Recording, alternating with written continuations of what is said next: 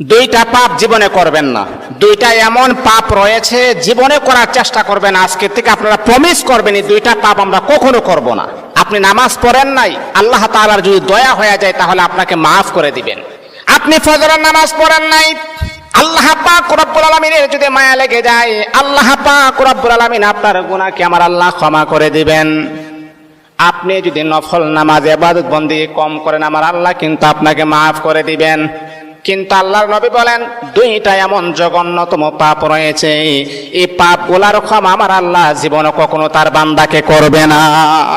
দুইটা পাপ এমন জঘন্যতম পাপ, এগুলা করা যাবে না। এক নাম্বার হচ্ছে অন্যের হক নষ্ট করা। অন্যের হক কখনো নষ্ট করবেন না। আজকে নিজের ভাই বোনের হক নষ্ট করে দেয়, অন্যের হক নষ্ট করা যাবে না।